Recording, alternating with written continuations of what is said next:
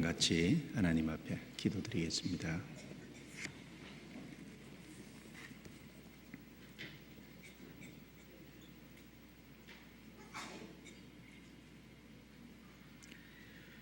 자비로우신 우리 아버지 하나님 감사합니다. 소망 없이 살던 저희에게 주님께서 우리의 모든 죄를 담당해 주시고 영원한 형벌과 심판에서 건져주셔서 천국의 영광스러운 기업을 허락해 주심으로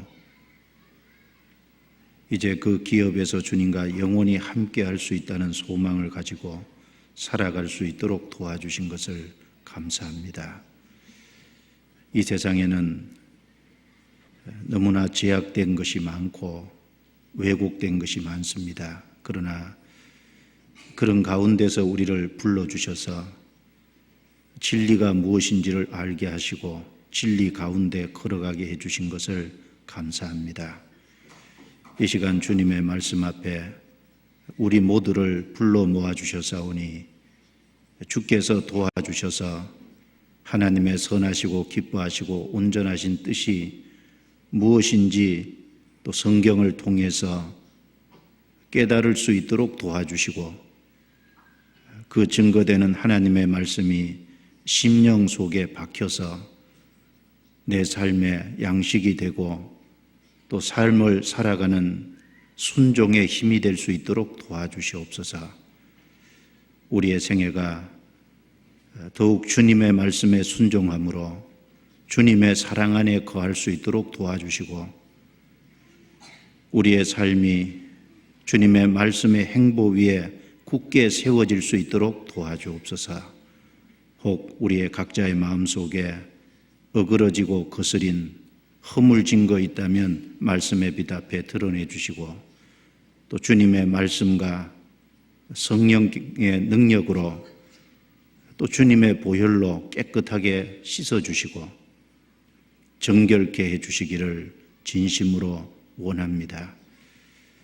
이번 한 주간에 러시아 우크라이나 집회를 위해서 출국하신 이완 목사님, 홍정현 목사님, 세르게이 목사님, 또 태국과 캄보디아 선교를 위해서 출국해 있는 이재준 전사님과 장정훈 전사님, 주님께서 일일이 함께 해주시고 그 입술과 마음과 생각을 다스려 주셔서 복음의 비밀을 담대하게 증거함으로 많은 사람들이 구원받고 돌아올 수 있게 해주시고 교회가 든든히 세워질 수 있도록 도와주옵소서. 또 국내에 있는 또 서울 지역의 여러 집회들 일일이 함께 하셔서 주의 역사를 나타내 주옵소서. 오늘 이 시간 함께하지 못한 성도들 어느 곳에 있든지 마음과 생각을 붙잡아 주셔서 그 마음이 주님께 향할 수 있도록 도와주옵소서. 오늘 이 모임의 시종을 주께 부탁을 드리며 우리를 구원해 주신 주 예수님 이름으로 감사하며 기도드리옵니다. 아멘. 전도서 7장을 찾으시겠습니다.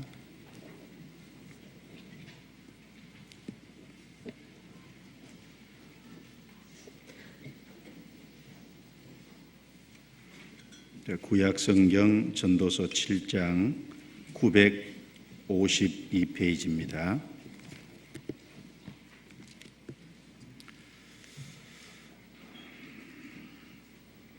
1절부터 12절까지 제가 읽겠습니다.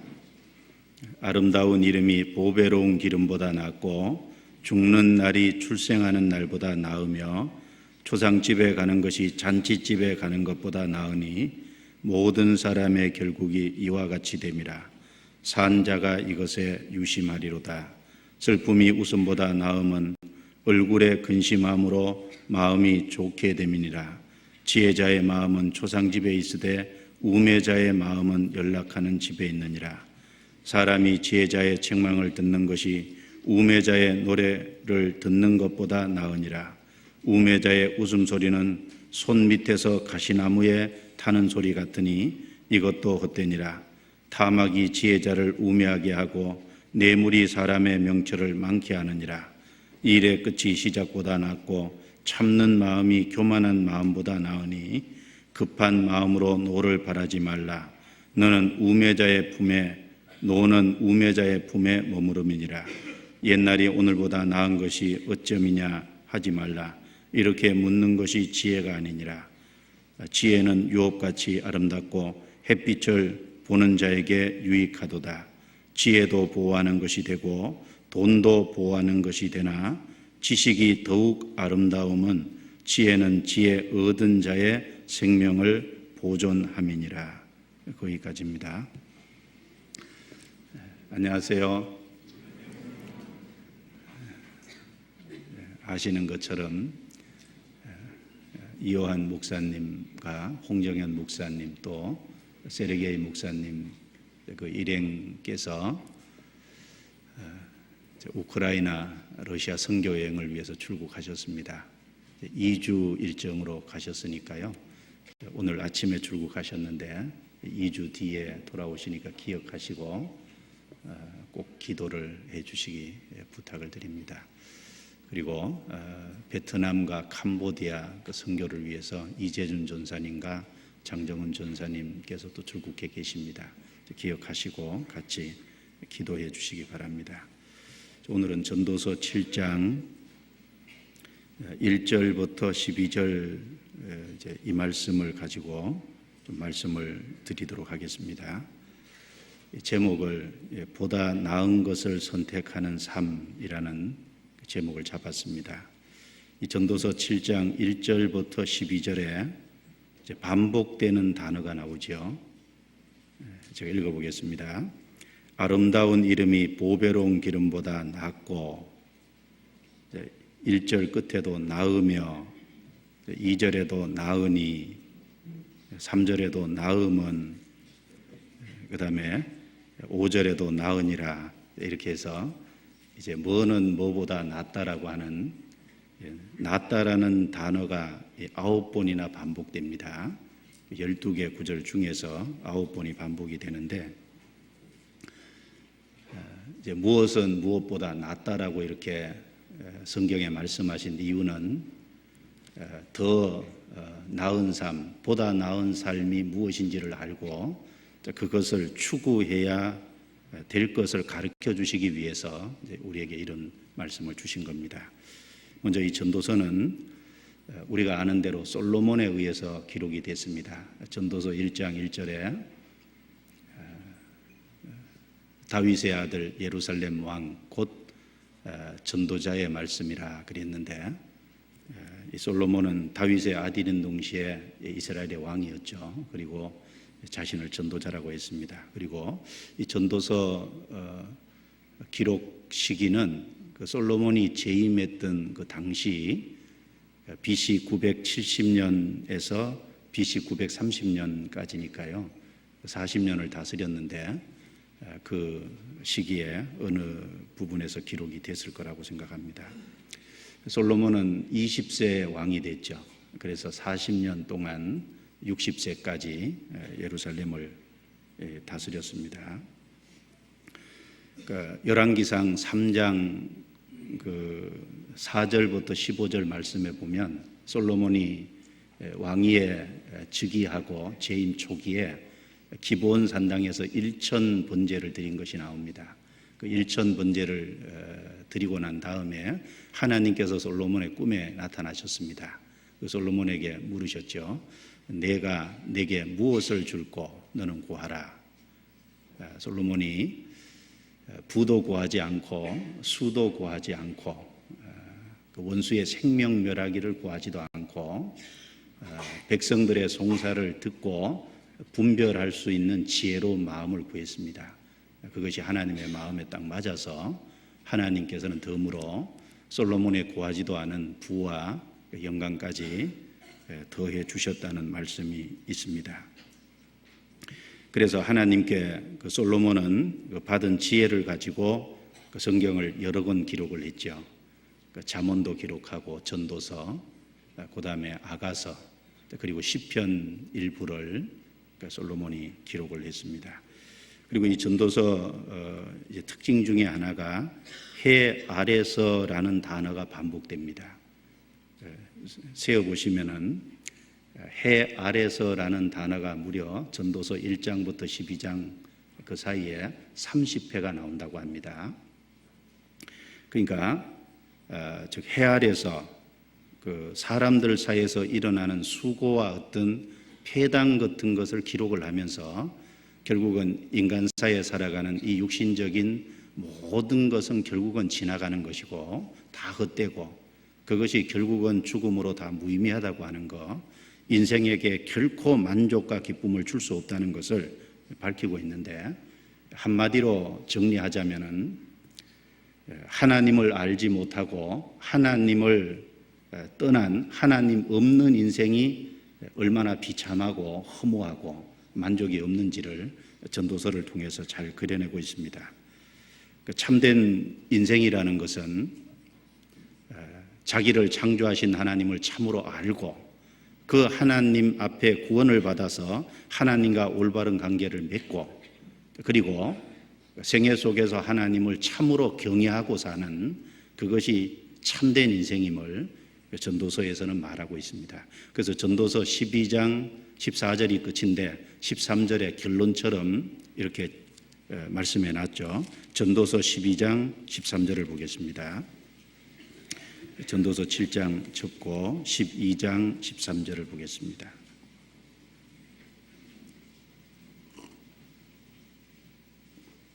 같이 읽어보겠습니다. 이 일의 결국을 다 들었으니 하나님을 경외하고 그 명령을 지킬지어다. 이것이 사람의 본분이니라. 여기 사람의 본분이다. 그 말은 이 땅에 사람이 태어나서 죽을 때까지 사람으로서 마땅히 해야 될 일이 사람의 본분이죠. 사람의 본분은 첫 번째 하나님을 경외하는 겁니다. 그리고 그 명령을 지킬지어다. 여기 그 명령을 지킬지어다 라고 말씀하셨을 때 이것은 두 가지 측면에서 말씀을 하고 있을 겁니다. 예수님께서 요한복음 12장 49절 50절 말씀에 보면 내가 내 자의로 말하는 것이 아니요 아버지께서 나를 보내신 아버지께서 나의 말할 것과 이룰 것을 명령하여 주셨으니 나는 그의 명령이 영생인 줄 아노라. 하나님이 모든 인생을 향한 첫 번째 명령은 영생 얻는 거죠. 여기서 말하는 그 명령을 지킬지어다. 하나님이 인생을 향한 첫 번째 명령은 영생 얻는 겁니다. 영생 얻어야 그 명령에 순종하는 것이 되는 거예요. 그리고 구원받은 이후에 하나님의 말씀을 존중하고 그 말씀을 순종하고 사는 거라고 할 수 있습니다. 그래서 참된 인생은 결국 하나님을 알고 하나님과 올바른 관계를 맺고 하나님 주시는 영생을 얻어서 생애 속에서 하나님을 경외하고 사는 그것이 참된 인생이고 결국은 하나님을 알지 못하고 하나님을 떠나서 하나님 없는 인생을 살아간다면 그것은 쓸모없는 인생이고 거짓된 인생이라는 것을 그리고 허무한 인생이라는 것을 전도서는 잘 그려내고 있습니다. 그래서 전도서 1장부터 6장까지는 헛되다는 얘기를 계속 해놨습니다.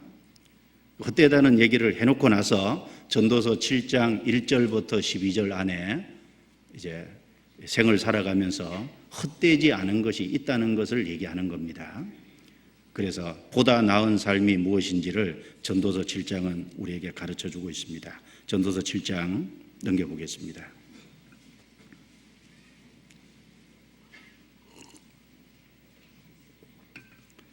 12절까지 적어도 무엇은 무엇보다 낫다 이렇게 이제 말씀하시는 내용이 9가지 정도 나옵니다. 그래서 우리는 이 말씀을 좀 깊이 생각하는 가운데서 보다 나은 삶이라는 것이 무엇이고 보다 나은 삶을 제시하신 이유는 보다 나은 삶을 선택하고 살아가라고 우리에게 제시한 것이니까 보다 나은 삶을 선택하면서 매일매일을 살아야 되겠다는 마음으로 배우는 것이 좋겠습니다. 1절 첫 번째 이렇게 말씀하셨습니다. 아름다운 이름이 보배로운 기름보다 낫고 첫 번째, 아름다운 이름이 보배로운 기름보다 낫다고 했습니다. 이름은 그 사람 자체를 가리키는 것이 이름이죠. 예를 들면 누구 이렇게 이름 부르면 그 이름이 중요하다는 것보다도 그 사람 자체를 떠올리게 되잖아요. 이름은 사람 자체를 얘기합니다. 그래서 여기서 말하는 아름다운 이름이라는 것은 그 사람 자체를 얘기하고 그 다음에 그 사람이 가지고 있는 영적인 신분, 그리고 그 사람의 인격과 됨됨이, 이것을 여기서 아름다운 이름이라고 얘기를 했습니다.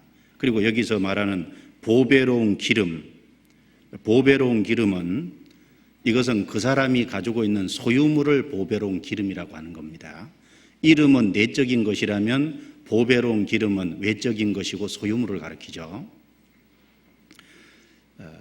열왕기상 5장 11절에 보면요, 솔로몬이 자기 궁을 건축할 때 두로의 히람 왕이라는 사람이 백향목하고 잣나무를 잘라서 솔로몬에게 보내줬습니다. 솔로몬은 그 백향목하고 잣나무를 받은 대가로 밀 2만석하고 기름 20석을 보내줬다 그랬습니다. 그 기름이 소유물이잖아요. 여기서 말하는 기름은 이스라엘 땅에는 올리브 나무가 많으니까 올리브 열매를 따서 그것으로 짜서 만든 그 기름을, 올리브 기름을 가르칠 겁니다. 그리고 히스기야 왕 시대 때 히스기야가 병들어 죽게 됐습니다. 그런데 하나님 앞에 간절히 히스기야가 기도하니까 하나님께서 히스기야의 생명을 15년을 연장해 주셨습니다.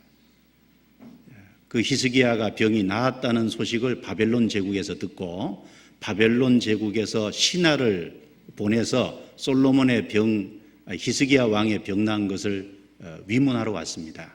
그럴 적에 히스기야 왕은 이사야 39장 2절에 보면 궁중에 있는 또 전국에 있는 모든 보물을 다 보여줬다 그랬는데 그 보물 내용 속에 은금, 향품, 그리고 보배로운 기름이 나옵니다.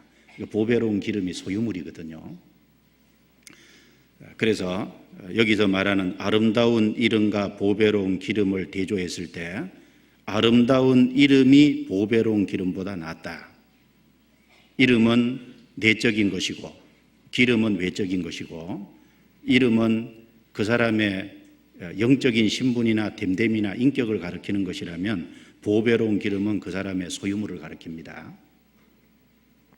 이 보배로운 기름이 아무리 그 당시에 귀하고 가치 있고 그리고 사람들에게 귀중한 것으로 여겨질지라도 이 소유물이 그 사람의 인격과 됨됨이, 그 사람의 영적인 신분을 대신할 수는 없잖아요. 성경에 사무엘상 25장에 보면 나발이라는 사람이 나옵니다. 아시죠? 그런데 이 나발이라는 사람은 재산이 너무너무 많았습니다. 많은 재산이 있었는데 양이 3천이나 있었고 염소가 2천이나 있었습니다. 그런데 문제는 이 사람은 재산은 많지만 이 사람 성품은 아주 고약합니다.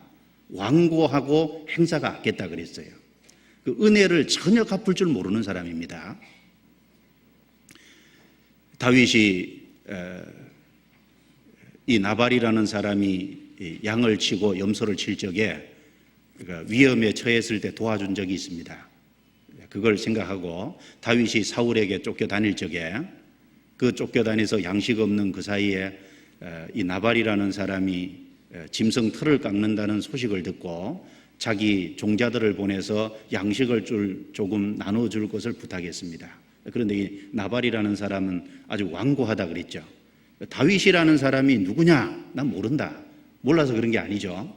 은혜를 갚을 줄 모르는 겁니다. 그래서 다윗이 화가 났습니다. 그래서 군사를 이끌고 이 나발을 죽이려고 가는데 나발의 아내 아비가일이 지혜롭게 해서 다윗이 보복하지 못하도록 막았습니다. 그리고 아비가일이 돌아와 보니까 자기 남편이 거나하게 취해 있는 거예요. 그날 밤에 얘기하기는 뭐하고 다음 날까지 기다렸다가 술이 깨고 난 다음에 이야기를 해줬는데 다윗이 당신을 죽이려고 했다고. 그 소리를 듣자마자 마음이 단단하게 굳었죠. 그래서 병이 들어서 결국은 하나님이 치시니까 10일 만에 죽었습니다. 이 사람은 재산은 많지만 결국은 인간 됨됨이가 잘못된 겁니다. 재산이 많지만 그 사람이 하나님과 올바른 관계를 맺은 것도 아니고 은혜를 갚을 줄도 모르고 인격과 됨됨이가 형편없습니다. 그러나 신약 성경에 나사로라는 사람은 어떻습니까? 그 사람은 재산이 하나도 없습니다. 부자의 상에서 떨어지는 것으로 배불리려 하며 그랬죠. 요즘 직장 다니는 분들이 부자의 상에서 떨어지는 것으로 배불리잖아요. 맞아요? 부자들이 경영하고 있으니까 거기 이제 한 달 동안 열심히 일해서 봉급 받는 게 부자의 상에서 떨어지는 것으로 배불리는 거죠. 비슷한 겁니다. 그리고 이 나사로는 친구가 없고, 그리고 나사로가 친구라고 일컬은 것은 이 몸에 병이 들어있는데 개가 그 헌대를 앓더라 그랬죠. 이 나사로는 소유물은 아무것도 가진 것이 없고 육신적으로는 정말 볼품없고 위로해 줄 사람도 없습니다. 그런데 나사로라는 이름이 뭡니까? 하나님은 나의 위로자라는 겁니다. 그 사람은 하나님과 올바른 관계를 맺었고 그 사람은 하나님 앞에 구원을 받고 하나님을 인생의 자기 삶의 위로자로 삼고 사는 거예요. 하나님을 자기 인생에 받아들여서 하나님을 의지하고 살잖아요. 하나님 아니면 아무것도 자기를 위로해 줄 수 있는 사람이 없는 겁니다. 성경에 나발하고 나사로를 비교했을 때 나사로, 하나님은 나의 위로자시다. 얼마나 아름다운 이름이에요. 하나님 앞에 구원을 받은 하나님과 올바른 관계를 맺은 영적 신분이 얼마나 귀합니까? 그런데 나발은 많은 재산은 소유했지만 결국은 하나님과 관계를 맺은 것도 아니고 결국은 인간 됨됨이가 되먹지도 못했습니다. 아름다운 이름이 보배로운 기름보다 성경에 낫다 그랬습니다. 어느 쪽을 선택할 것인지는 사람들이 각자 자기가 선택해야 될 문제입니다. 성경에는 무엇이 나은지를 분명히 말한 거예요. 그리고 성경의 아름다운 이름 중에 하나님의 이름만큼 아름다운 것이 어디 있겠습니까? 시편 8편입니다. 성경 찾아보죠. 시편 8편.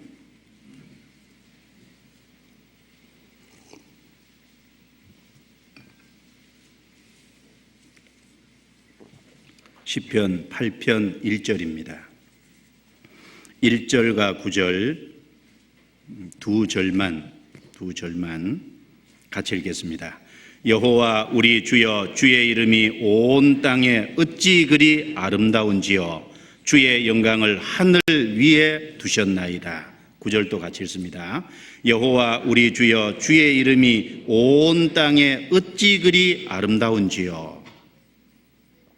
여호와 우리 주여, 주의 이름이 온 땅에 어찌 그리 아름다운지요. 이 시편 8편에 두 번이나 반복을 했습니다. 여기 주의 이름이라고 할 적에 하나님의 이름은 하나님 자신을 가리킵니다. 하나님은 정말 아름다운 분이시잖아요. 하나님의 이름은 우리와 다 관련이 있지 않습니까? 어찌 그리 아름다운지요 감탄했습니다. 구약의 하나님의 이름이 히브리어로 엘로힘입니다. 엘로힘은 능력이 있어서 창조하신 분, 영광을 가지신 분, 그런 뜻이잖아요. 창세기 1장 1절부터 창세기 2장 4절 안에 엘로힘이라는 단어가 무려 32회가 나옵니다. 하나님은 창조주로서 능력과 영광을 갖고 계시다는 겁니다. 그런데 그 하나님께서 창조하신 목적이 누구를 위해서입니까? 저와 여러분, 우리를 위해서지 않습니까? 이사야 45장에 보면은 여호와는 하늘을 창조하신 하나님이시며 땅도 조성하시고 경곡케 하시되 사람으로 거하게 지으신 자신이라. 그 엘로힘, 하나님의 아름다운 이름인데 그 하나님의 능력과 하나님의 영광을 가지고 결국은 창조하신 건데 그 창조가 우리 사람을 위해서, 바로 하나님 앞에 나를 위해서 하신 거잖아요. 그리고 여호와라는 이름은 정말 아름다운 거지 않습니까?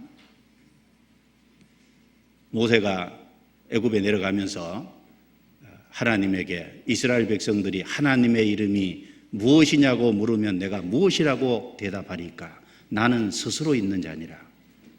스스로 있는 여호와께서 너를 이스라엘 백성에게 보내셨다 하라 그랬습니다.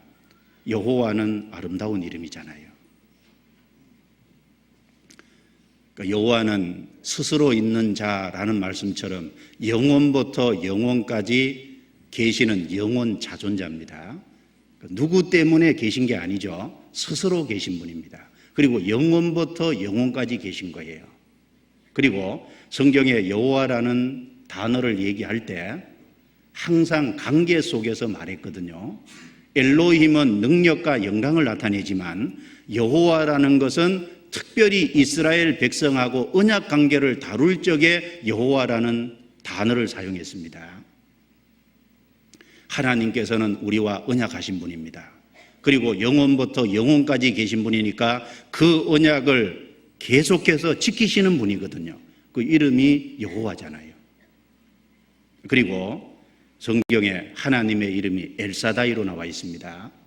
전능의 하나님이죠. 하나님은 전능의 하나님입니다. 성경에 전능의 하나님이라는 단어가 성경에 적어도 48번 나오는데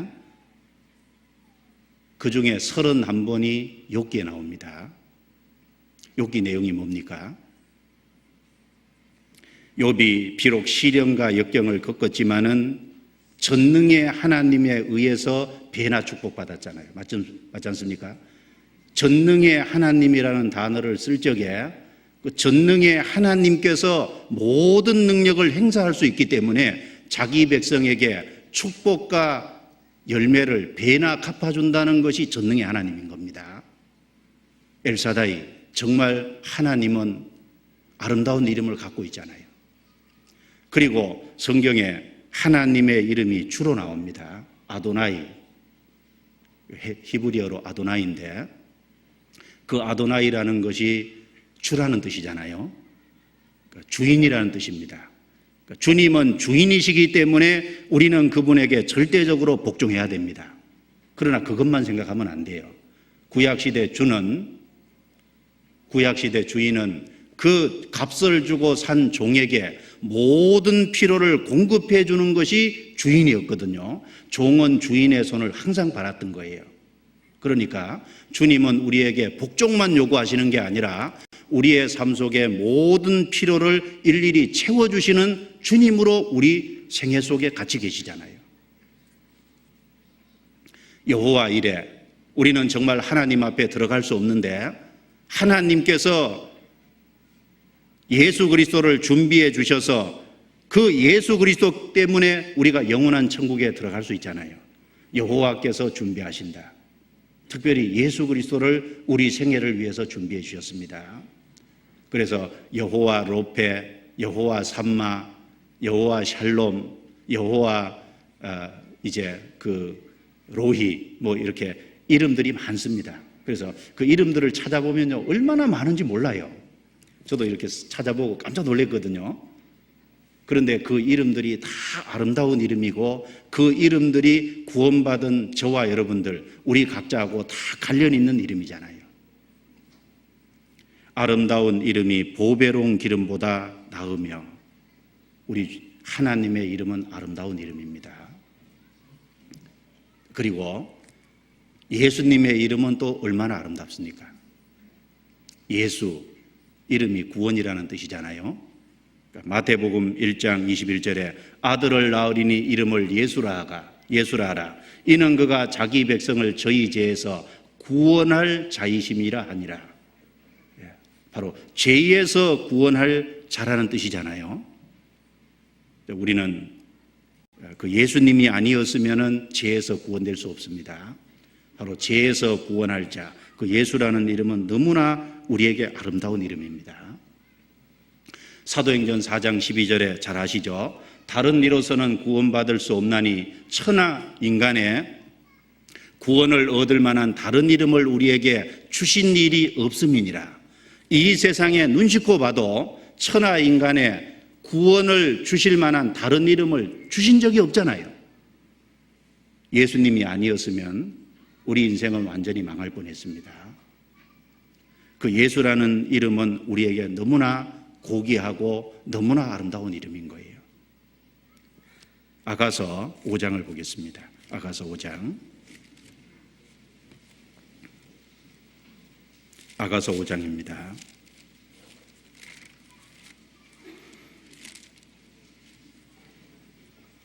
9절부터 16절까지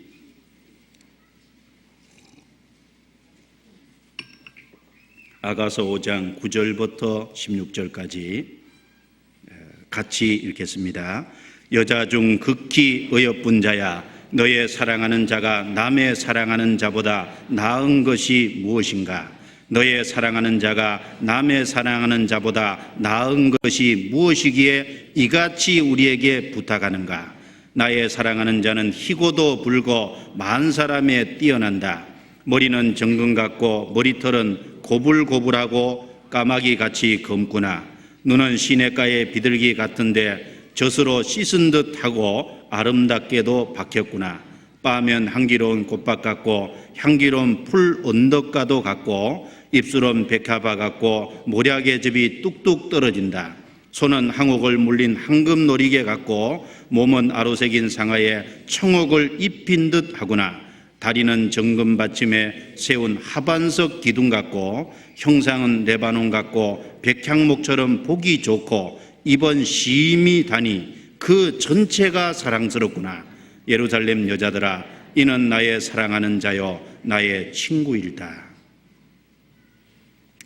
이것은 술람 여자가 솔로몬을 노래한 건데, 표면적으로는 술람 여자가 솔로몬을 노래한 거지만은 이건 술람 여자는 교회 모형이고 솔로몬은 예수님의 그림자이기 때문에 이것은 교회가 그리스도를 노래한 겁니다. 사람들이 묻죠. 여자 중 극히 어여쁜 자야, 너의 사랑하는 자가 남의 사랑하는 자보다 나은 것이 무엇인가?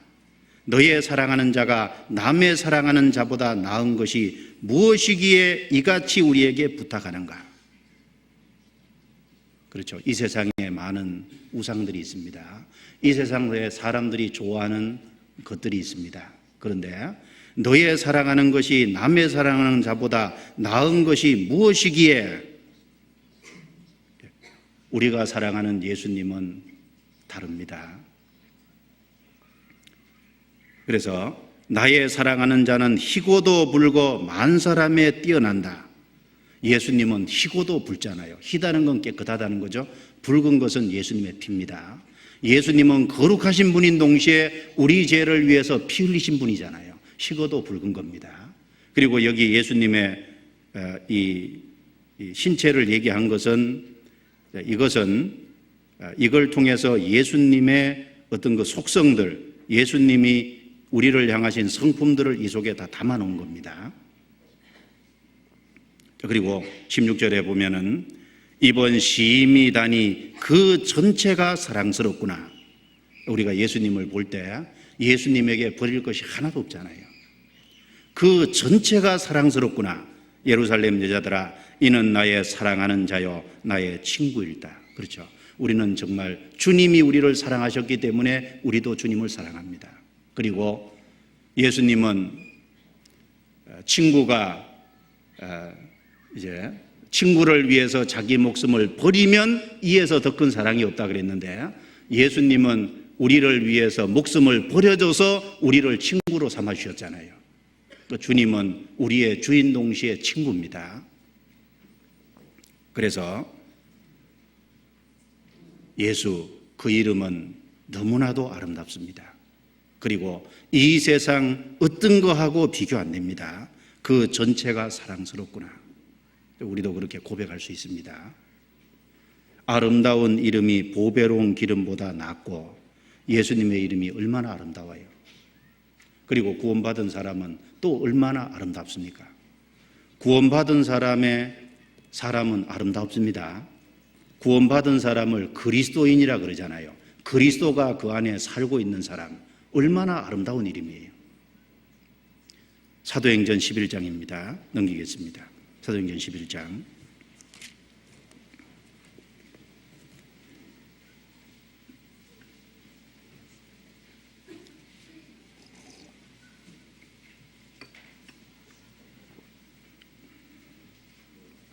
사도행전 11장 26절입니다. 24절부터 제가 읽습니다. 바나바는 착한 사람이요 성령과 믿음이 충만한 자라. 이에 큰 무리가 죽게 더하더라. 바나바가 사울을 찾으러 다소에 가서 만나매 안디옥에 데리고 와서 둘이 교회에 1년간 모여 있어 큰 무리를 가르쳤고, 제자들이 안디옥에서 같이 읽습니다. 비로소 그리스도인이라 일컬음을 받게 되었더라. 이 사울과 이제 나중에 바울이라고 이름을 고쳤죠. 이 사울과 바나바 두 사람이 안디옥에서 1년 동안 구원받은 사람을 가르치고, 비로소 그들이 거기서 그리스도인이라 일컬음을 받게 되었더라. 그리스도인이 되는 것은 구원받아서 되는 거죠. 구원받으면 성령께서 이 속에 들어오시니까 그리스도가 그 속에 살고 있는 사람, 그리스도인이 된 겁니다. 그러나 그리스도인이라고 일컬음 받는 것은 좀 다르죠. 일컬음 받는 건 다른 사람이 그리스도인으로 인정해 주는 거니까, 인정해 주는 건 행동이 바뀌어야 인정해 주잖아요. 크리스찬, 그리스도인, 아름다운 이름입니다. 그래서 고린도후서 6장에 보면은 욕된 이름과 아름다운 이름으로 불려진다 그랬습니다. 어쩐 의미에서는 세상 사람들은 그리스도인 그러면 욕을 합니다. 무턱대고 욕하니까 때로는 욕된 이름으로 불려질 수도 있는데, 하나님 앞에서는 얼마나 아름답고 구원받은 사람 속에는 그리스도인이라는 말이 얼마나 아름다운 말이에요. 구원받은 사람, 형제 자매, 그 아름다운 표현이잖아요. 그러면 그 아름다운 이름에 명예를 실추시키지 말아야죠. 우리 삶으로 그 아름다운 이름을 실추시키면 안 될 겁니다. 하나님의 그 영광스러운 이름을 실추시키면 안 될 거예요. 바로 예수님의 그 영광스러운 이름, 구원받고 난 이후에 그리스도인이라는 그 정말 아름다운 이름을 실추시키는 부끄러운 행동을 하면 안 될 겁니다. 이 아름다운 이름은 영영이 남는 이름이 아름다운 이름입니다. 잠깐 있다가 없어지는 것은 아름다운 이름이 될 수 없어요. 이사야 56장을 넘기겠습니다. 이사야 56장.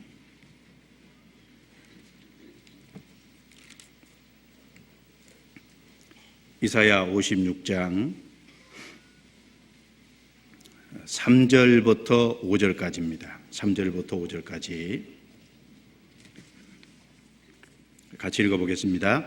여호와께 연합한 이방인은 여호와께서 나를 그 백성 중에서 반드시 갈라내시리라 말하지 말며, 고자도 나는 마른 나무라 하라지 말라. 여호와께서 이같이 말씀하시기를, 나의 안식일을 지키며 나를 기뻐하는 일을 선택하며 나의 언약을 굳게 잡는 고자들에게는 내가 내 집에서 내 성 안에서 자녀보다 나은 기념물과 이름을 주며 영영한 이름을 주어 끊치지 않게 할 것이며. 원래 다윗 가게는 이 후손을 계속 나와서 그 다윗 가게가 지속이 되므로 그것이 영광스럽게 되잖아요. 그런데 여기 고자를 얘기했습니다. 그리고 여기 이방인을 얘기한 거예요. 이방인이랄지라도 고자일지라도 정말 하나님을 알고 하나님 앞에 자기가 죄인인 걸 알고 인생 속에 돌이켜서 주님의 은혜를 받아들여서 주님과 언약이 된 사람, 그 언약이 된 사람에게는 기념물과 이름을 주며 영영한 이름을 주어 끊치지 않게 할 것이라. 여기 영영한 이름을 가지신 분은 하나님이잖아요. 영영한 이름을 가진 분은 주님인 겁니다. 비록 고달지라도 영영한 이름을 가지신 주님과 연결돼서 주님과 언약을 맺은 사람은 그 사람도 영영한 이름을 갖게 되는 겁니다. 왜? 영원한 생명을 받은 사람이니까. 아름다운 이름은 영영한 이름이 될 때 아름다운 이름이 될 수 있는 겁니다. 그런데 악인은 이 말씀하고 정반대되는 말씀이 성경에 있죠. 악인은 이름이 영영이 있는 것이 아니에요. 욥기 18장을 보겠습니다. 욥기 18장.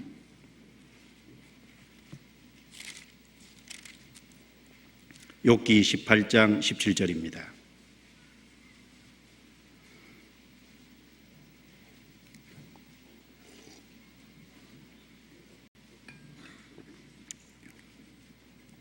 욥기 18장 17절, 아까 이사야 56장 5절하고 완전히 정반대라는 걸 알게 될 겁니다.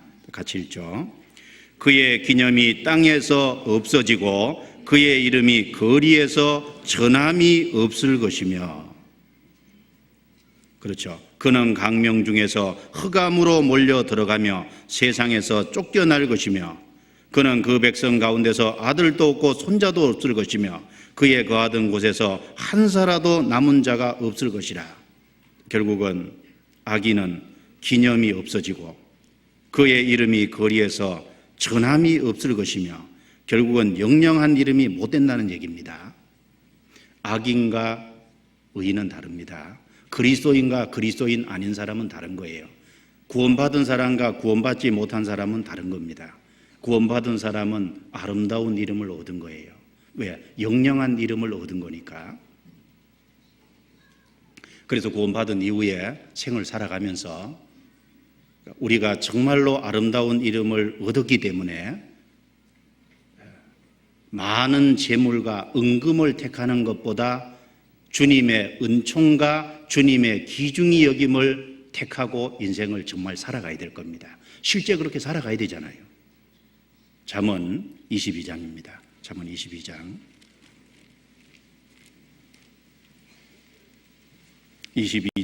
1절입니다.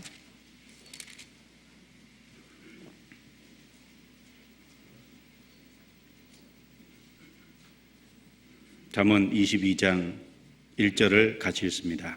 많은 재물보다 명예를 택할 것이요 은이나 금보다 은총을 더욱 택할 것이니라. 세상 사람들은 많은 재물 그리고 은금 쪽을 택하고 삽니다.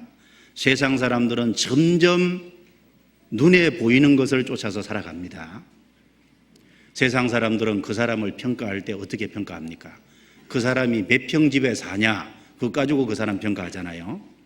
그 사람이 얼마만한 권력을 얻었느냐, 그거 가지고 그 사람 평가합니다. 그 사람이 은금이 얼마 있고 그 사람이 재물이 얼마 있냐, 그거 가지고 그 사람 평가하고 삽니다. 그 사람이 세상에서 얼마나 영향력을 끼치고 살아가는 사람이냐, 그것 가지고 그 사람을 평가하는 거예요. 세상 사람들은 보배로운 기름 가지고 인생을, 사람들을 평가합니다. 그런데 하나님은 아닌 겁니다. 하나님은 아름다운 이름보다, 아름다운 이름이 보배로운 기름보다 분명히 낫다고 말씀하셨습니다. 여기서도 명예를 택할 것이요 그리스도인이라는 명예, 하나님의 자녀라는 영광스러운 명예, 그거 택하고 살아라. 은이나 금보다 은총을 더욱 택할 것이니라. 이 세상에 많은 물질을 얻는 것보다 하나님께 은혜를 입고 하나님께 은총을 받는 쪽으로 선택하고 살으라는 겁니다.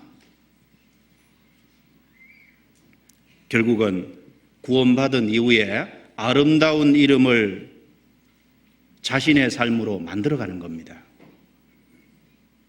아름다운 이름이, 구원받으면 그리스도인이라는 이름이 주어졌지만 구원받고 난 이후에 이제 자신의 삶을 통해서 더 나은 것을 보여주셨으니까 더 나은 것을 선택하라는 선택을 하고 삶으로 인해서 자신의 삶을 통해서 아름다운 이름을 만들어가는 거예요. 아브라함 얼마나 아름다운 이름입니까? 이삭, 야곱 아름다운 이름이잖아요. 룻 그러면 아름다운 이름이잖아요. 그런데 롯 그러면 부끄러운 이름이죠.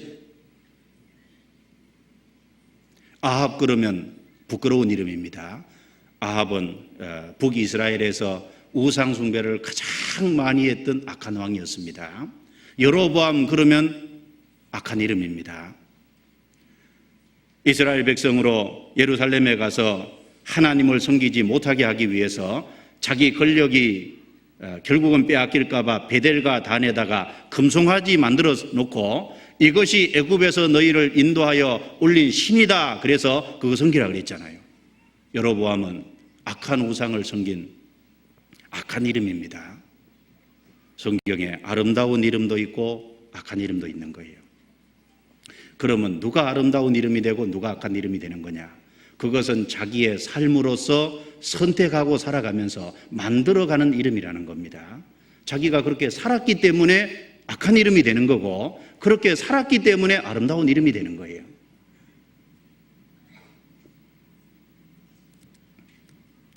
가룟 유다 악한 이름입니다. 후메네오 빌레도 디모데전서 1장에 나오죠. 부활이 이미 지나갔다. 그래서 교회 믿는 사람들을 온통 무너뜨리려고 하는 거짓 교리를 전파했던 악한 이름입니다.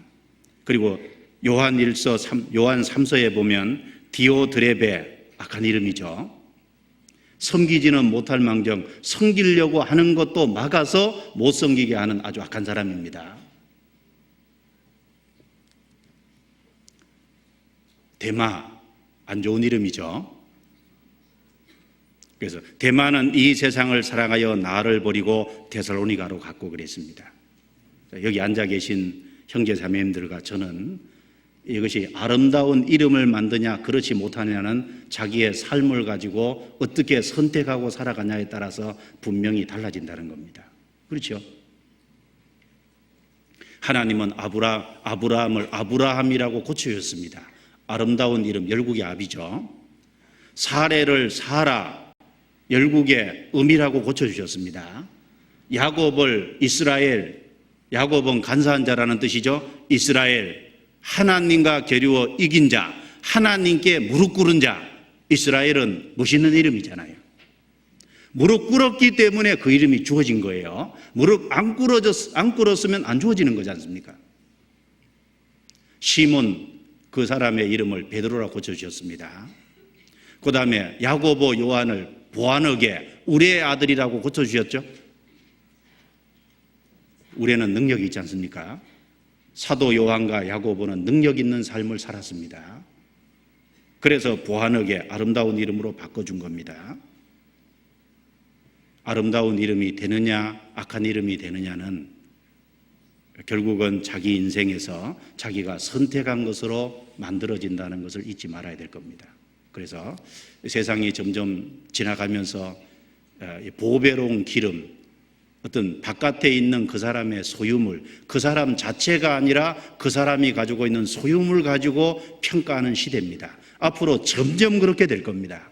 그러나 하나님은 어느 시대든지 간에 하나님은 그 사람의 영적인 신분, 그리고 그 사람의 인격과 됨됨이를 그 사람 가지고 있는 소유물보다 당연히 귀하게 생각하십니다.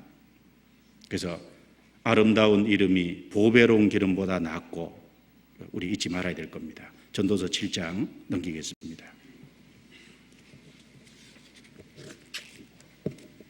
전도서 7장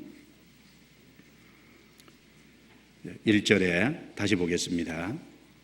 아름다운 이름이 보배로운 기름보다 낫고 그 다음에 죽는 날이 출생하는 날보다 나으며, 두 번째는 죽는 날이 출생하는 날보다 나으며.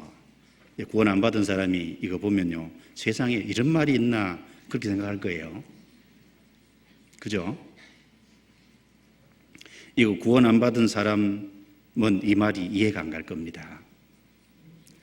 어떻게 죽는 날이 출생하는 날보다 낫냐?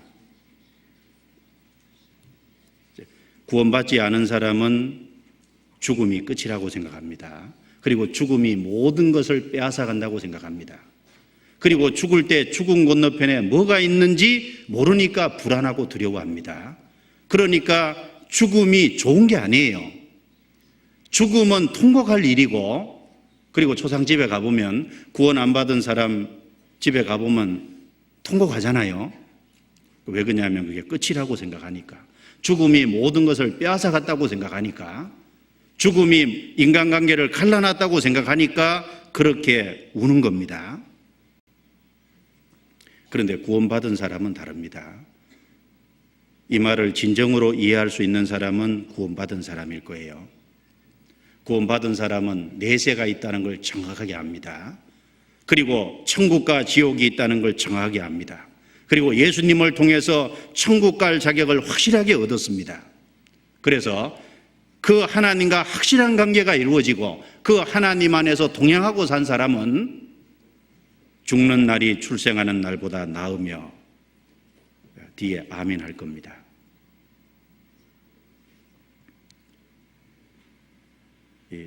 그런데 구원 안 받은 사람은 이 말을 이해할 수가 없습니다.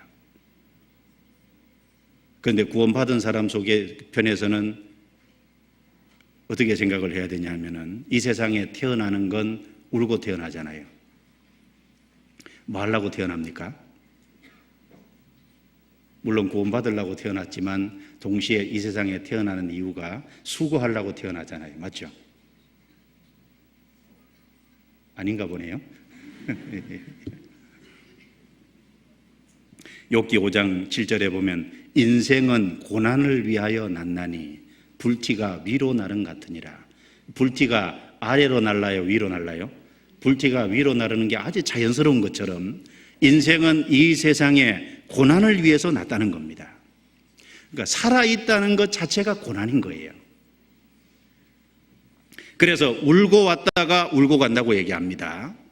그리고 인생은 살아가면서 여러 가지 쓰라린 경험, 어두운 밤길을 통과하는 것이 많이 있게끔 되어 있습니다. 그리고 구원받은 이후에도 고린도후서 5장 6절에 있는 말씀처럼 이러므로 우리가 항상 담대하여 몸에 거할 때에는 따로 거하는 줄을 아노니, 그 말씀이 있거든요. 우리가 구원을 받았지만은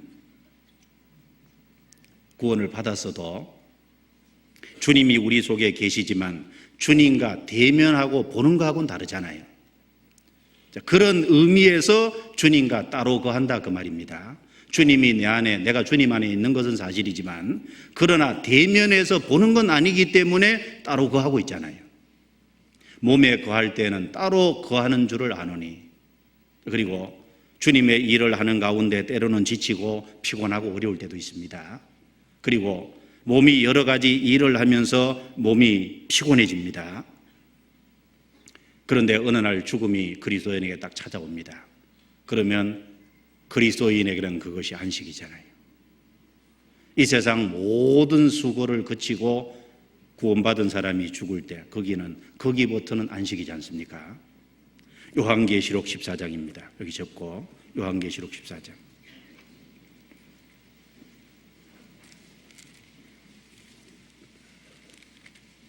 14장 13절입니다.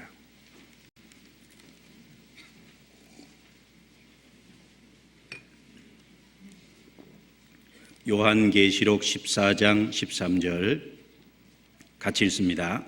또 내가 들으니 하늘에서 음성이 나서 가로되 기록하라. 자금 이후로 주 안에서 죽는 자들은 복이 있도다 하심에 성령이 가라사대 그러하다. 저희 수고를 그치고 쉬리니 이는 저희의 행한 일이 따름이라 하시더라.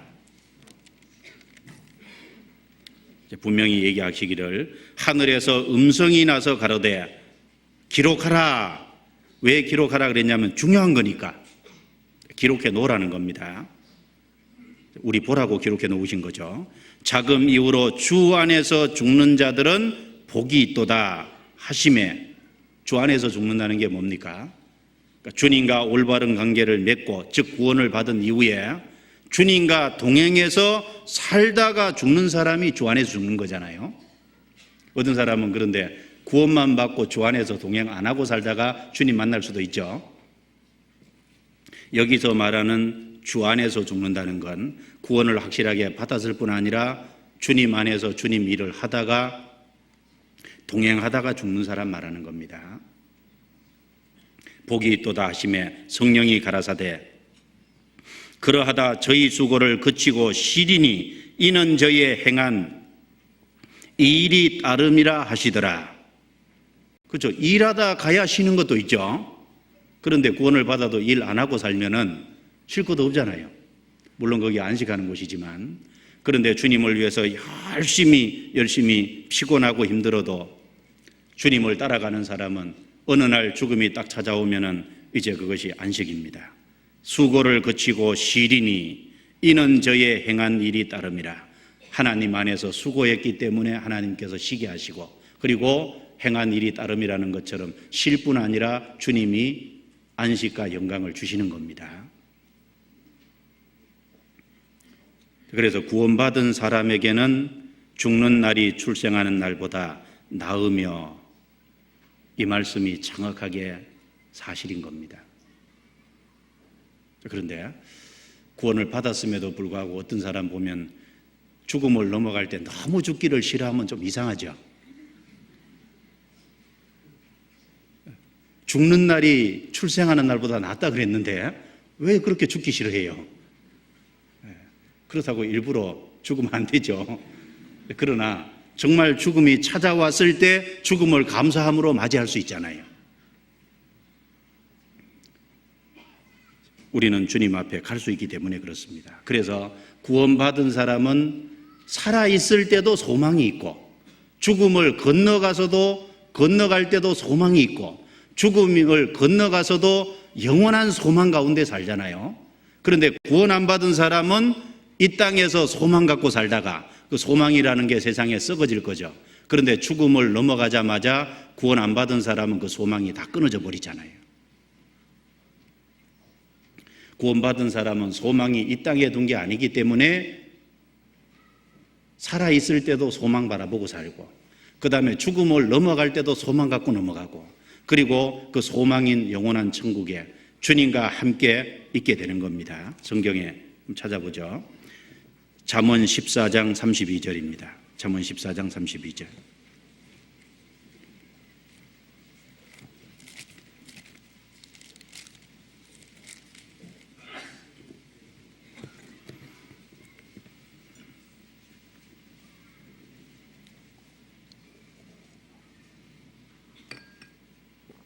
잠언 14장 32절 같이 읽겠습니다.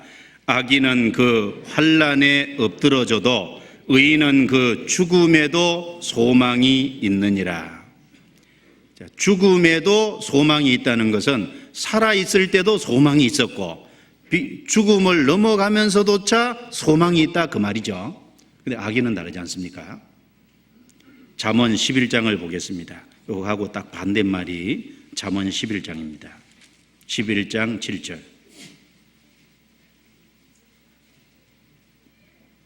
같이 읽습니다.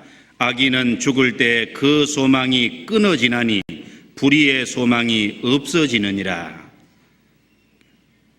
죽을 때 그 소망이 끊어지나니, 왜 죽을 때 소망이 끊어지냐 하면 이 악인이 가지고 있는 소망은 기껏해봤자 세상에 대한 소망이잖아요. 세상에서 돈 많이 벌고, 세상에서 더 이뻐지기를 바라고, 그리고 세상에서 더 재물 많이 갖기를 원하고, 세상에서 더 높은 권력, 세상에서 더 많은 지식, 그게 결국 소망이거든요.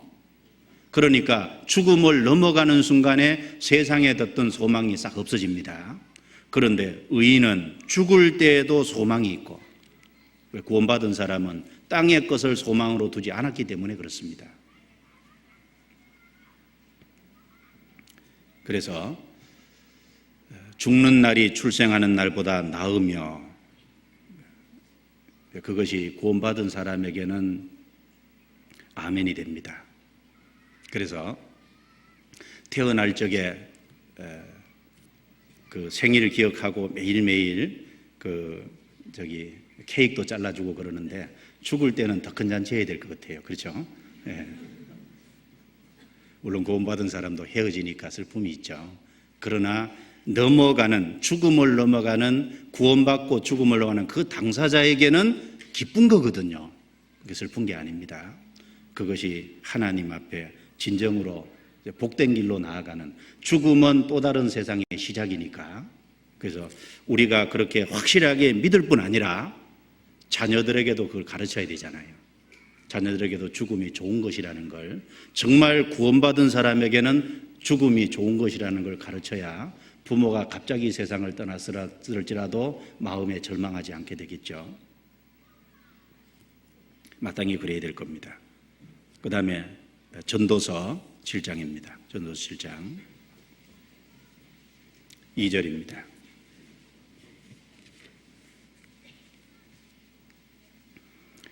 자, 같이 읽겠습니다. 초상집에 가는 것이 잔치집에 가는 것보다 나으니 모든 사람의 결국이 이와 같이 됨이라. 산자가 이것에 유심하리로다. 4절을 건너뛰어서 4절을 같이 읽겠습니다. 지혜자의 마음은 초상집에 있으되 우매자의 마음은 연락하는 집에 있느니라. 초상집하고 잔치집 두 개 중에 어디 가라고 말씀하셨냐 하면은 초상집에 가는 것이 잔치집에 가는 것보다 낫다고 했습니다. 잔치집에 가면 특징이 즐기다가 오죠. 초상집에 가면 죽은 사람을 생각하면서 나도 언젠가는 죽는구나, 내 죽음을 적어도 한 번쯤은 생각해보고 온다는 겁니다. 왜 초상집에 가라 그랬냐? 초상집에 가라고 한 이유가 자기 죽음을 자주 생각해 보라는 겁니다. 이 세상에 많은 사람이 다 죽음을 넘어가지만 저와 여러분, 우리도 다 죽음을 넘어갑니다. 잔치집에 가면 즐기다가 오지만 초상집에 가면 적어도 자기 죽음을 한번 깊이 생각해 볼 거예요. 하나님은 우리의 삶 속에 자기 죽음을 자주 생각해 보기를 원합니다. 왜 그럴까요? 내가 오늘 죽는다고 생각하고 살면 인생은 정직해지고 겸허해집니다. 내가 오늘 죽는다고 생각하는 사람이 정직하지 않을 수 있겠어요? 죽음 앞에서는 비밀이 있으면 비밀이라도 다 얘기하고 가고 싶은 게 인생이잖아요. 죽음 앞에 서면 정직합니다. 짐승은 울음이 슬프고 죽을 때, 사람은 죽을 때 말이 정직하다 그랬습니다. 죽음 앞에 서고 자기 죽음을 생각하면 정직해지는 거예요. 그리고 자기 죽음을 생각하면 겸허해지는 겁니다. 내가 오늘 죽는다고 생각하면 내가 하늘을 찌를 만한 기백이 있어도 아무것도 아니라고 생각하게 됩니다. 그리고 무엇이 참으로 귀중한지를 깊이 생각해 볼 거예요. 구원받은 사람은 생을 살아가면서 내가 언제든지 죽는다는 것을, 내 죽음이 가까이 있다는 것을 항상 생각하고 살아가야 됩니다. 내 죽음이 멀리만 있다고 생각하면 그 사람은 틀림없이 신앙생활 잘 못할 겁니다. 자기 죽음이 가까이 있다는 걸 생각하는 사람이 더 열심히 살게 돼 있거든요. 성경의 신명기에 이렇게 말씀했죠. 신명기 넘기겠습니다. 32장입니다. 32장.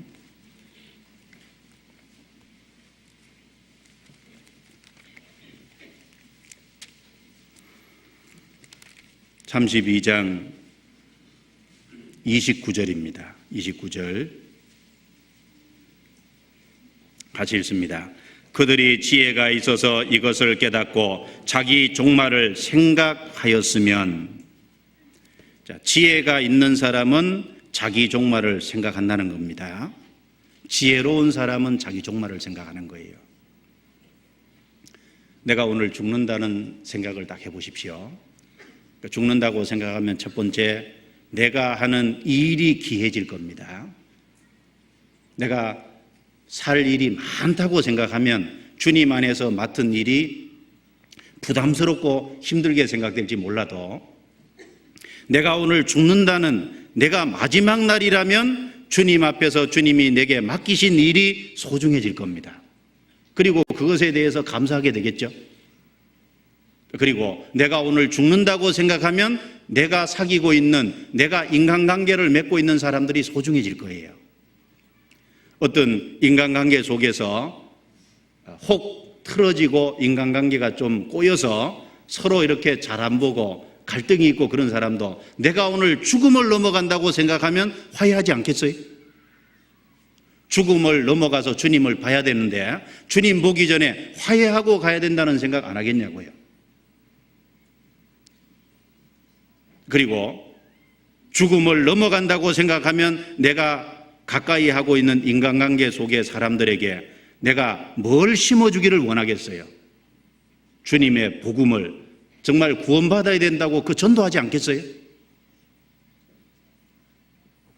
내가 시한부 인생으로 한 10일 정도밖에 못 산다. 그러면 뭐 할 것 같아요? 쫓아다니면서 전도하겠죠. 그렇죠? 그 TV에 나오는 것처럼 자기 하고 싶은 거 다 해보고 그렇게 다니는 게 아니라 정말로 죽음이 얼마 안 남았다는 것이 확실하다면은 틀림없이 자기에 가까운 사람 전도하러 다닐 겁니다. 제대로 믿음이 있는 사람은 그럴 겁니다. 그리고 죽음이 아주 가까이 있다는 것을 적어도 생각하는 사람은 주님 만날 때를 생각해 볼 거예요. 그래서 자기 주변에 자기가 깨끗이 못한 게 있으면은 다 버릴 겁니다. 그래서 요한일서 3장 2절 3절에 사랑하는 자들아 우리가 지금은 하나님의 자녀라 장래에 어떻게 될 것은 아직 나타내지 아니하였으나 그의 나타내시 되면 우리도 그와 같을 줄 아는 것은 그의 계신 그대로 볼 것을 인함이니 주를 향하여 이 소망을 가진 자마다 주의 깨끗하신가 같이 자기를 깨끗게 하느니라. 내가 오늘 죽어서 주님 만난다면 먼저 자기 자신부터 돌아볼 겁니다. 하나님 앞에 거짓되고 잘못된 것이 있으면 주님 만나기 위해서라도 그것부터 정리할 겁니다. 그래서 내가 오늘 죽는다면, 내가 생애의 마지막 날이라면 적어도 마지막 날, 생애의 마지막 날 내가 후회하지 않을 일, 그 일을 하고 살려고 할 겁니다. 그리고 거기서 내가 마땅히 해야 될 일, 그 일을 하고 살게 될 겁니다. 마지막 날이라면 내가 무엇을 할 것인지 생각하고 그 일을 우선적으로 할 거예요. 그래서 지혜자의 마음은 초상집에 있다 그랬습니다. 우매자의 마음은 연락하는 집에 있습니다. 그래서 우리 주변의 형제 자매들 세상을 먼저 뜨든가 초상집이 있으면 좀 자주 가세요. 자주 가서 이제 물론 그 가족도 위로하고 도와주기도 하지만은 가서 자기 죽음도 아마 깊이 생각해보고 나도 죽음을 넘어갈 텐데 내가 죽음을 넘어간다고 생각했을 때 주님과 나와의 관계를 한번 깊이 생각해보고 이제 자주 자기를 점검하는 것이 필요할 겁니다. 성경에서 초상 제일 많이 치른 사람이 누굴까요? 성경의 인물 중에 초상 제일 많이 치른 사람 누구겠어요? 네, 모세일 겁니다. 모세는 애굽에서 나와서 광야 40년 갔는데 장정 20세 이상이 60만 명 정도 나와서 2명 빼고 58만 9,998명이 광야에서 죽었잖아요. 그렇게 조상을 많이 치른 거예요. 그러면은 장정만 죽었겠어요? 여자도 죽고, 그렇죠? 그리고 어르신들도 죽고, 젊은 사람도 죽은 사람이 있겠죠? 모세는 40년 광야길을 가면서 죽는 사람 무수히 봤습니다.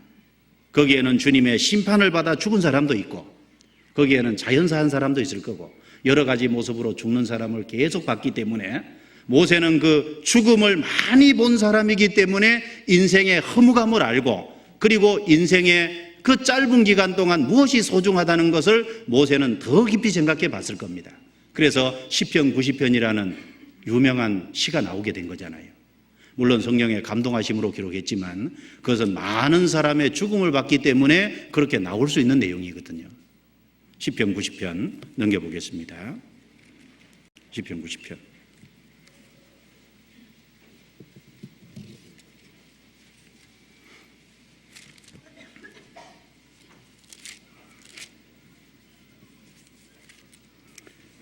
시편 90편 1절입니다. 이제 모세가 죽음을 많이 봤다는 걸 생각하고 시편 90편을 읽어보면 새롭게 와닿을 겁니다. 주여 주는 대대 우리의 거처가 되셨나이다. 산이 생기기 전 땅과 세계도 주께서 조성하시기 전 곧 영원부터 영원까지 주는 하나님이시니이다. 주께서 사람을 티끌로 돌아가게 하시고 말씀하시기를 너희 인생들은 돌아가라 하셨사오니. 그러니까 모세는 누구보다도 많은 사람이 죽는 걸 봤기 때문에 인생은 결코 의지할 바가 못 된다. 결국은 영원부터 영원까지 계신 하나님만 의지할 뿐이고 그 하나님을 거처로 삼지 않으면 아무 소망이 없다는 걸 깊이 생각한 겁니다.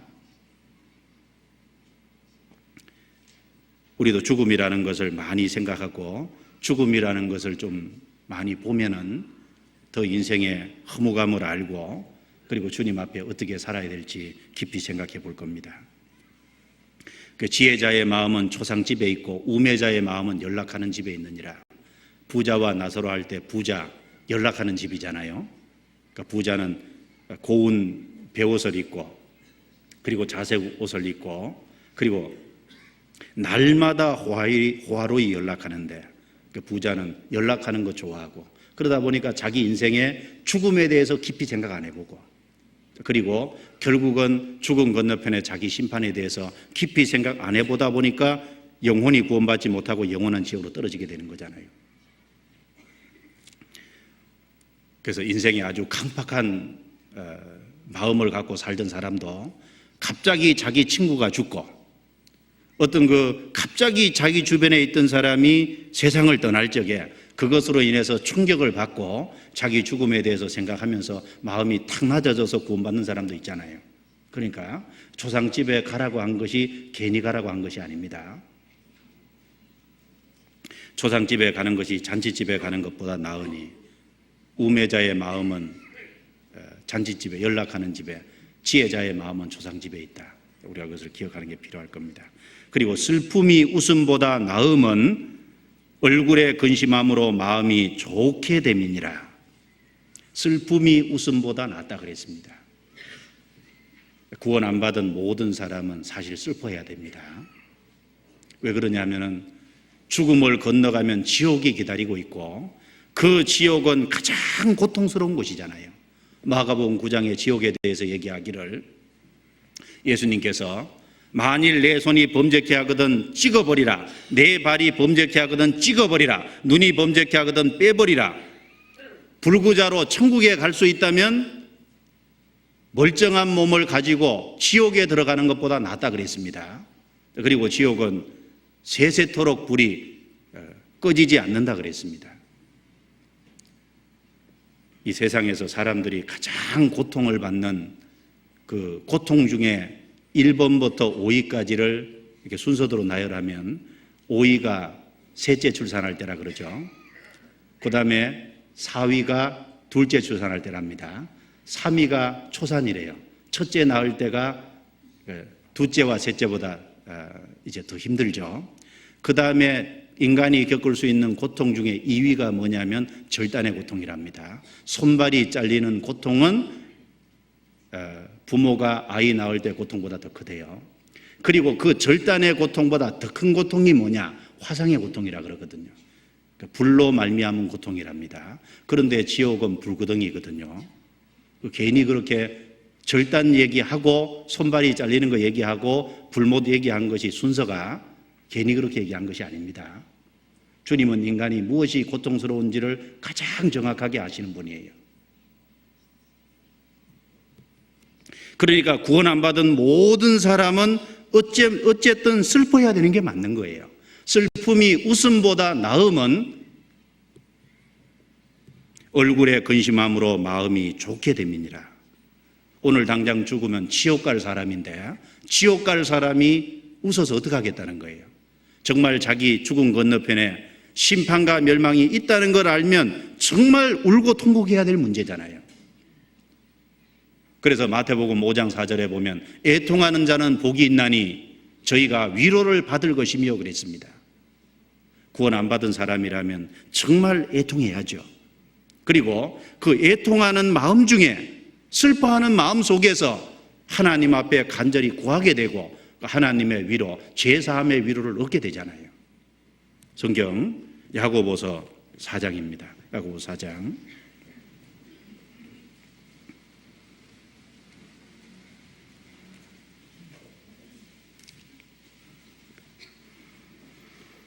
야고보서 4장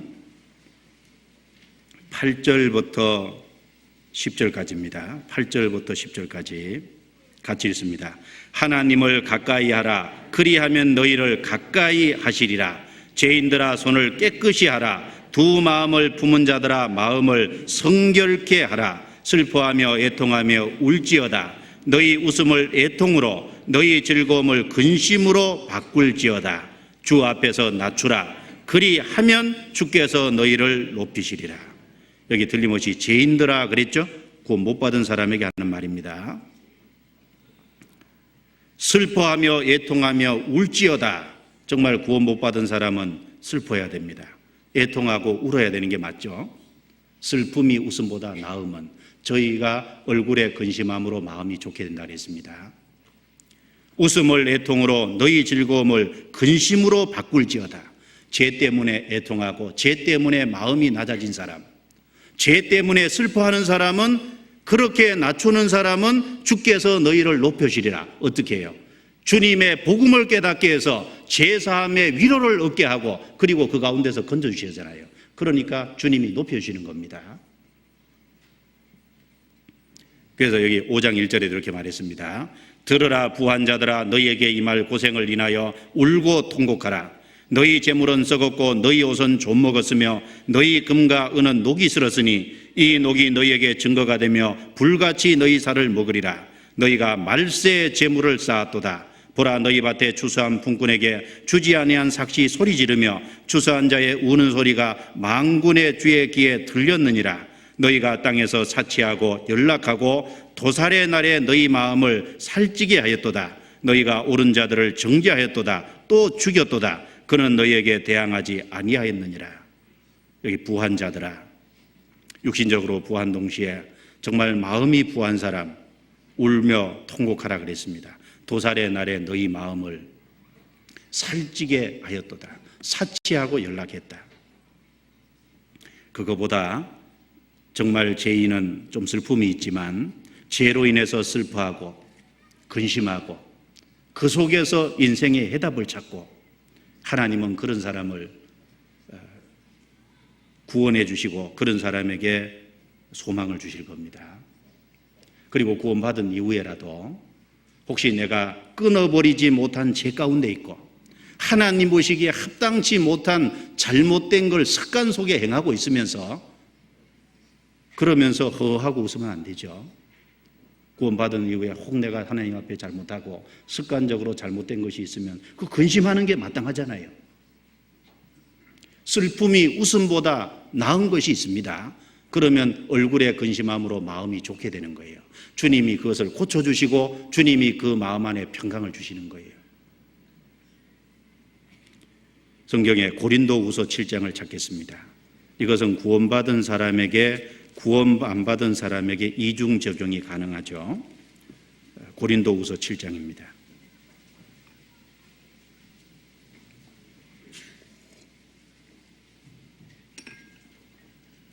고린도후서 7장 9절과 10절입니다. 9절 10절 같이 읽습니다. 내가 지금 기뻐함은 너희로 근심하게 한 까닭이 아니요 도리어 너희가 근심함으로 회개함에 이른 까닭이라. 너희가 하나님의 뜻대로 근심하게 된 것은 우리에게서 아무 해도 받지 않게 하려 함이라. 하나님의 뜻대로 하는 근심은 후회할 것이 없는 구원에 이르게 하는 회개를 이루는 것이요 세상 근심은 사망을 이루는 것이니라. 여기 하나님의 뜻대로 하는 근심이 나옵니다. 그리고 세상 근심이 나오죠. 성경에 근심하지 마라, 이 말씀은 세상 근심을 두고 한 말입니다. 그러나 생을 살면서 하나님의 뜻대로 하는 근심이 있을 거예요. 구원 못 받은 사람이 정말 구원받기를 바라는 가운데 죄 때문에 애통하는 근심, 그건 필요합니다. 구원받은 이후에 구원받은 사람이 생애 속에서 잘못된 죄로 인해서 마음 아파하는 것, 그런 근심은 필요하죠. 구원받은 이후에 자녀를 바르게 양육하고 싶은데 그 자녀가 삐따로 나가기 때문에 부모가 그 자녀에 대해서 염려하고 근심하는, 그건 필요하죠. 가족 중에 아직 구원받지 못한 사람이 있어서 그 가족을 전도하기 위해서 그것 때문에 염려하고 근심하는 건 필요하죠. 염려하고 근심한 것이 필요한 것이 있습니다. 무조건 다 필요 없다는 게 아니에요. 바울 사도는 로마서 9장에 이방인에게 전도하니까 이방인들은 구원 잘 받는데 동족들이 구원 못 받으니까 자기 동족이 구원받기를 바라는 내게 그치지 않는 고통과 큰 염려가 있다고 스스로 고백했잖아요. 하나님 앞에 내 양심이 증거하는 바라 그랬습니다. 왜 세상 근심하고 하나님의 뜻대로 하는 근심하고 다르냐 하면은, 세상 근심은요, 하나님의 뜻대로 하는 근심하고 다른 거니까 마음을 분산시키는 거예요. 맞죠? 그런데 하나님의 뜻대로 하는 근심이 좋은 것은, 하나님의 뜻대로 하는 근심은 하나님께 나아가는 방향성을 제시해주는, 한 곳으로 올인하게 하잖아요. 그 근심은 목표와 어떤 목적을 갖고 있습니다. 그러니까 그 근심은 좋은 거라는 겁니다. 그 마음을 분산시키는 게 아니죠. 그건 주님 앞에 바른 길로 가기 위한 근심이거든요. 그래서 여기 이중 적용이 가능하다는 겁니다. 구원 안 받은 사람이 자기가 구원받기 위해서 정말 근심하는 것, 그러면 그 사람은 구원에 이르게 하는 회개를 이루는 것이요, 정말 영원히 구원받게 하는 그 회개를 이루는, 그리고 이 고린도 후서를 기록할 때는 이 고린도 후서를 받는 사람이 고린도 교회 성도들인데 구원이 시원치 않은 사람도 있고 구원을 확실하게 받은 사람도 있잖아요. 그렇죠? 그래서 이 양쪽에 둘 다를 두고 한 얘기이기 때문에 구원 안 받은 사람을 향해서 구원받는 쪽의 얘기도 되고, 구원받은 사람이 생애 속에서 정리되지 않은 것 때문에 하나님의 뜻대로 하는 근심을 통해서 생활 구원을 이루어가는 그것을 얘기하는 것도 틀림없이 됩니다. 그래서 거짓된 것을 버리고 주님께로 돌아오는, 그래서 슬픔이 웃음보다 나음은 얼굴에 근심함으로 마음이 좋게 됨이니라. 그래서 하나님의 뜻대로 하는 근심을 통해서 정말 구원을 받게 되고, 하나님의 뜻대로 하는 근심을 통해서 정말 잘못된 생활에서 돌이키고 주님 앞에 돌아와서 생활 속에 구원이 이루어져 가고 성품이 변화돼 간다면 마음이 좋게 되잖아요. 하나님이 그 마음 속에 평강을 주실 겁니다. 요한복음 14장 27절에 평안을 너희에게 끼치노니 곧 나의 평안을 너희에게 주노라. 내가 주는 평안은 세상이 주는 것 같지 아니하니 너희는 마음에 근심도 말고 두려워하지도 말라. 그래서 정말 주님의 뜻대로 하는 슬픔은 주님이 그 마음에 평강을 주실 겁니다. 그리고 전도서 7장 넘기겠습니다. 전도서 7장.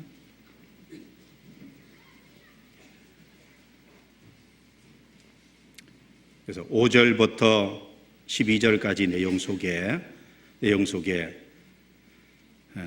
이 사람이 지혜자의 책망을 듣는 것이 우매자의 노래를 듣는 것보다 나으니라.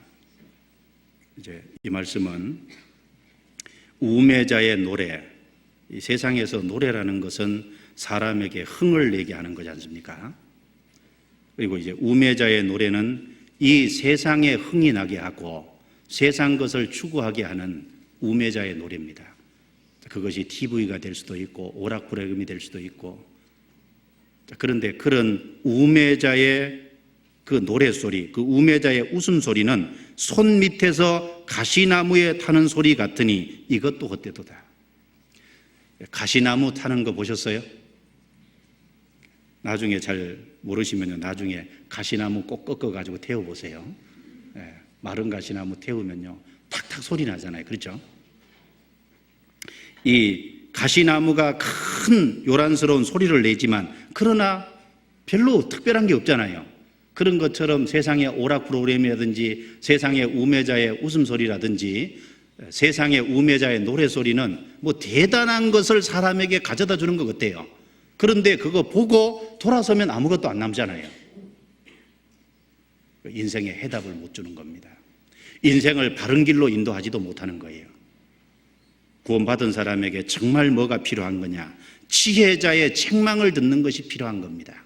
그것이 비록 책망일지라도 그 책망을 받아들임으로 인해서 정답을 알게 되고 인생의 바른 길로 갈 수 있고 인생이 바뀌잖아요. 여러분 TV 하루 종일 본다고 삶이 바뀌어요? 무슨 인생의 해답이 주어집니까? 자기가 복잡한 문제가 있는데 그 복잡한 문제가 그 오락부름에서 풀어져요? 못 풀어지잖아요. 그 우매자의 웃음소리거든요. 손 밑에서 가시나무 타는 거하고 같습니다. 아무런 인생에 도움이 안 되는 거예요. 그냥 약간 이제 기분 전환시키는 것으로 보는 거는 괜찮은데 그것을 가까이해서 그것이 마음속에 뭘 준다고 생각하면 그건 오산입니다. 지혜자의 책망은 무엇보다도 말씀이지 않습니까? 전도서 12장 11절에 지혜자의 말씀은 찌르는 채찍 같고 해중 스승의 말씀은 잘 박힌 목 같으니라. 그것이 비록 양심을 찌르지만 그 지혜자의 말씀인 성경이 양심을 찌르고 내 양심의 잘못을, 내 생활의 잘못을 지적하고 그리고 내 생활에 대한 것을 이야기해 줌으로 인해서 내 생활에 잘못된 것을 알고 고쳐가잖아요. 그 양심 찔리는 것이 좋은 거예요.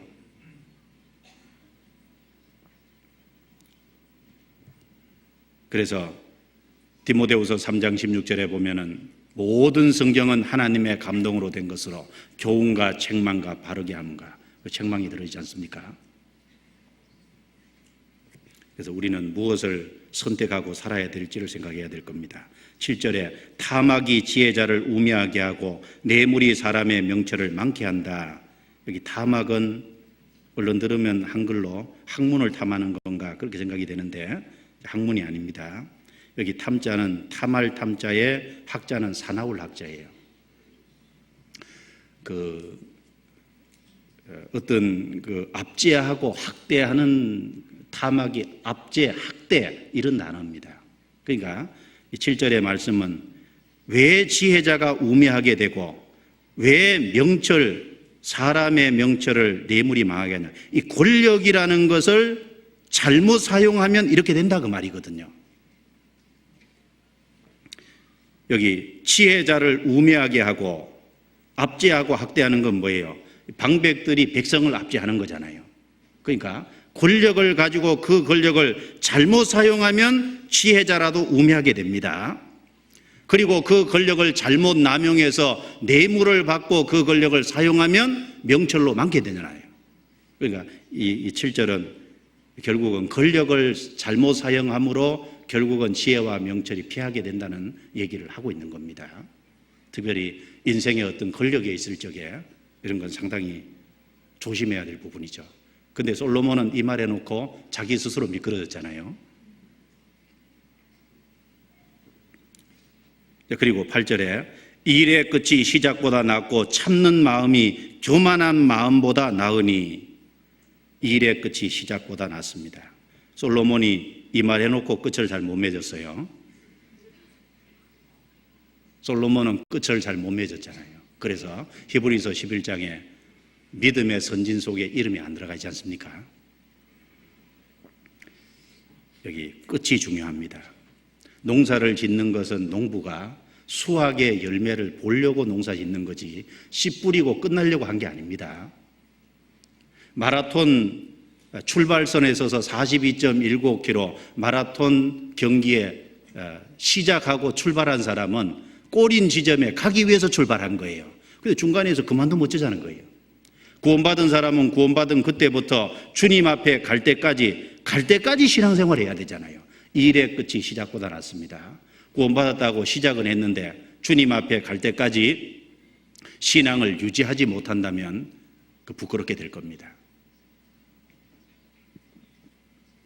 그래서 혹 인생 속에 실패했을지라도 빨리 돌이키고, 그래서 끝은 잘 맺을 수 있잖아요. 내가 혹 실수하고 잘못했을지라도 아직 끝은 안 왔으니까 끝은 잘 맺을 수 있지 않습니까? 그래서 충성되다는 게 뭘 뜻하는 거냐면 끝을 마무리 잘하는 사람이 충성된 겁니다. 직장에서 충성된 사람을, 어떤 사람을 충성된다 그래요? 무슨 일을 맡기면 끝까지 마무리를 잘하는 사람을 충성되다 그러지, 중간에 일을 하다가 중간에 그만두는 사람을 충성되다고 안 하잖아요. 신앙도 마무리를 잘해야 됩니다. 히브리서 3장에 보면 모세는 집 맡은 집에 사한으로 충성했고 예수님은 집 맡은 아들로 충성했다 그랬습니다. 모세는 이스라엘 백성을 애굽에서 이끌고 나와서 광야 40년 지나면서 그렇게 많이 자기에게 대적하고 자기를 어렵게 하고 자기를 원망하고 불편함에도 불구하고 모세는 40년 끝까지 그대로 충성했잖아요. 우린 주님 올 때까지 충성해야 될 겁니다. 끝이 시작보다 낫고 그리고 참는 마음이 교만한 마음보다 나으니 급한 마음으로 노를 바라지 말라. 노는 우매자의 품에 머무름이니라. 어떤 결과를 보기 위해서는 인내해야 됩니다. 그런데 교만한 사람은 인내하는 것보다는 자기 생각으로 안 되면 급하게 화를 내죠. 뭐든지 교만한 사람은 자기 멋대로 하기를 원해요. 그래서 자기 멋대로 안 되면은 급하게 분을 내고, 그리고 자기 멋대로 무엇을 하나님의 섭리와 하나님의 미래의 계획을 이끌어 가시는데 그걸 기다리지 못하고 자기 방법대로 일을 그르칩니다. 참는 마음이 낫습니다. 참는 마음은 겸손한 마음일 겁니다. 겸손하게 주님이 인생을 인도해 주기를 바라고, 주님의 그 이끄심을 바라고, 주님의 역사하신가, 주님이 결과를 나타내 주시기를 기다리는 마음이 필요합니다. 지금까지도 기다렸다면 더 기다려야 될 겁니다. 그리고 10절에 옛날이 오늘보다 나은 것이 어쩌미냐 하지 말라. 이렇게 묻는 것이 지혜가 아니니라. 우리가 신앙생활을 하다 보면은 이제 오늘 현재를 충실히 살아가는 사람이 있는가 하면, 어떤 사람은 옛날이 오늘보다 낫다 이렇게 말하는 사람이 있어요. 옛날에는 참 좋았는데 그럼 지금은 어째요? 그리고 어떤 사람은 또 다음은 잘할 거래요. 항상 현재는 그저 그렇고 다음은 잘할 거고 다음에는 뭐 이렇게 할 거고. 그런데 아셔야 될 것이 과거도 내 것이 아니고 미래도 내 것이 아닙니다. 오늘 현재를 움직이지 않는 사람은 미래의 자기의 바른 모습을 보기 어렵잖아요. 이것이 현재를 생각하고 현재 주어진 상황에서 최선을 다하라는 말이죠. 옛날이 오늘보다 나은 것이 어쩌미냐 하지 말라. 이렇게 묻는 것이 지혜가 아니니라. 지혜가 아니고 말고요. 그래서 과거에 잘못 살아왔을지라도 오늘 바르게 행하면 미래는 바뀌어질 수 있잖아요. 내 과거의 삶이 오늘의 현재를 만든 겁니다. 그리고 11절에 지혜는 유업같이 아름답고 햇빛을 보는 자에게 유익하도다. 지혜도 보호하는 것이 되고 돈도 보호하는 것이 되나 지식이 더욱 아름다우면 지혜는 지혜 얻은 자의 생명을 보존함이니라. 여기 지혜는 이제 그 잠언 8장에 의인한 여기 예수님을 가리킬 겁니다. 예수님은 지혜이십니다. 예수님을 인생 속에 받아들이는 사람은 생명을 얻잖아요. 그러나 돈은 사람의 생명을 구속하지 못합니다. 그래서 여기 주님을 가리키고 주님과 관계된 것이 아름답다는 것을 여기 말하고 있습니다. 적어도 전도서 7장 1절부터 12절 안에 무엇은 무엇보다 더 낫다는 얘기를 여기 건면하고 있습니다. 이것을 건면하는 이유는 여기서 그냥 듣고 지나버리라는 게 아니고 내가 생활 속에서 많은 선택을 해야 되는데 항상 보다 나은 것을 선택하고 살으라고 이 말씀을 하신 겁니다. 내가 그 보다 나은 것을 선택하고 삶으로 내 인생이 아름답게 바뀔 겁니다. 그리고 주님이 그것을 아름답게 만들어 가실 거예요. 기도 드리고 마치겠습니다.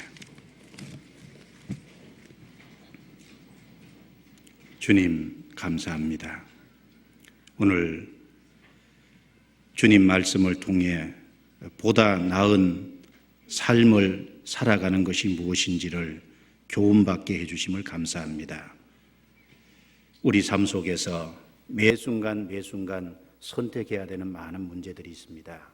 주님께서 함께 해주시고 붙잡아 주셔서 보다 나은 것을 선택하고 살아갈 수 있도록 도와주시옵소서. 그래서 주님 앞에 섰을 때 칭찬과 존귀와 영광을 얻는 우리 각자가 되게 해 주옵소서. 그리고 교회를 통해서 계획하시는 주님의 많은 계획이 있음을 압니다. 교회가 나아가는 길이 그 주님의 섭리와 계획 속에 맞게 걸음을 인도해 주시고 주님의 영광과 복음을 위해서 추진하는 모든 일들에 함께 하셔서 역사를 나타내 주시고 하나님의 영광이 더욱 드러나게 해 주시며 그 일에 우리 각자가 귀하게 쓰임 받도록 도와주시옵소서. 이번 한 주간 모든 집회를 주님이 도와주셔서 역사를 나타내 주시고 구원받는 귀한 사람들이 많이 탄생하게끔 도와주옵소서. 오늘 함께해 주신 주께 감사합니다. 우리를 구원해 주신 주 예수님 이름으로 기도드리옵니다. 아멘. 찬송가 521장 같이 하시겠습니다. 521장.